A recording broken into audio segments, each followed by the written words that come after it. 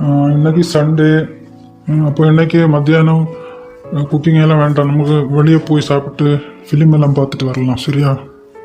அருமை அருமை.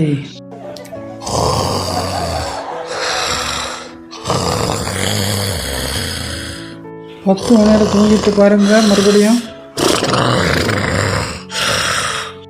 ஷாஃபி அண்ணா, எனக்கு ஒரு ஹெல்ப் வேணுமே. நான் ஒரு போயம் ப்ரெசன்டேஷன் போக போகிறேன்.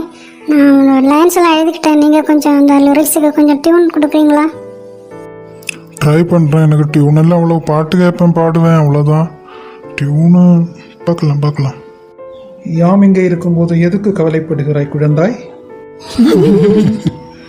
என் கையிலே கொடுமா, நான் பார்த்து சொல்கிறேன். பூமியும் பெண் தானோ, கண்ணீர் மழை தானோ. ஓஹோ, அப்படி போத கதை. பூமியும் பெண் தானோ, கண்ணீர் மழை தானோ. ஓஹோ, அப்படி போத கதை. மேகங்களின் பாரம் அவள் மனம் தானோ. சோ, பாவம், ரொம்ப பாரம் போல. ஒவ்வொரு துளியும் நானே தானோ. ஆட்டா நல்லா இருக்கா அண்ணா? பிச்சு உதறிட்ட தங்கச்சி. நான் ஒரு டியூன் ட்ரை பண்ணவா? எனக்கு அந்த வரிகள் பார்த்தப்போ ஒரு டியூன் மனசில் வருது. இதெல்லாம் நான் ட்ரை பண்ணுறப்பா.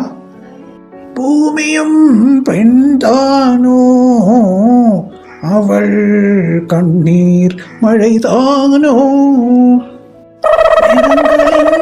பாரம். ஐயோ, நான் ஓடி போகிறேன்.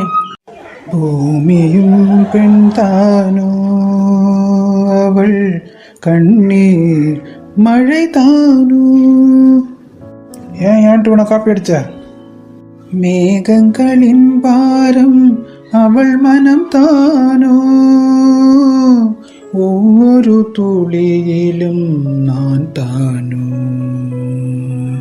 இல்ல, ஒவ்வொரு துளியும் நானே தானோ. ஸ்டாப், பாட வேண்டாம். எனக்கு ஒரு டியூன் வந்துட்டு இருக்கு. ஏரோப்ளைனில் வருது போல. எனக்கு ரொம்ப பிடிச்சிருக்கு இந்த டியூன். சூப்பர். தேங்க்யூ. நான் தூங்கிட்டு இருந்ததுனால தான் அவன் தப்பிச்சான். இல்லாட்டி இப்போ எனக்கு அந்த தூக்கத்திலே இருக்கேன். நான் இப்போ இல்லாட்டி நல்ல ஒரு டியூன் வந்துருக்கும். ஓகே ப்ரோ, எனக்கு இதை கொஞ்சம் ரெக்கார்ட் பண்ணி வாட்ஸ்அப்பில் அனுப்பி வைக்கிறீங்களா? அப்போ என்னோட டியூன் வேண்டாம் இல்லையா? சரி, நெக்ஸ்ட் டைம் பார்க்கலாம். ஓகே. நான் ஸ்டெப் ஏறி வரும்போது நிமிஷா பேச்சுலர்ஸ் ரூமில் நிற்கிறேன். இதெல்லாம் நல்ல பழக்கமா என்ன? ஐயோ அங்கிள், அவங்களாம் ரொம்ப டீசன்ட் பாய்ஸ் அங்கிள். சும்மா வெளியே பார்க்குறத வச்சு மனுஷங்களை எடை போட முடியாது நிமிஷா. எவ்வளோ தடவை நானும் உங்ககிட்ட சொல்லியாச்சு. ஃபியூச்சர்லேருந்து எங்கள் வீட்டு மருமகளாக வரப்போகிறேன் எல்லாம் சொல்லி பேசி முடிச்சாச்சு. அவனோட அப்பா கூட என்னோட ஃப்ரெண்டு தானே. அவர் அதே அட்வைஸ் தான் உனக்கு சொல்கிறாரு. ஏன் நீ இதெல்லாம் ஃபாலோ பண்ணுறதில்ல? என்னோட பையனுக்கு சுத்தமாக இதெல்லாம் பிடிக்காது. பாருங்க அம்மா, கல்யாணம் கூட ஆகலை, அதுக்கு முன்னாடி எவ்வளவு கண்ட்ரோல் பண்ணுறாங்க.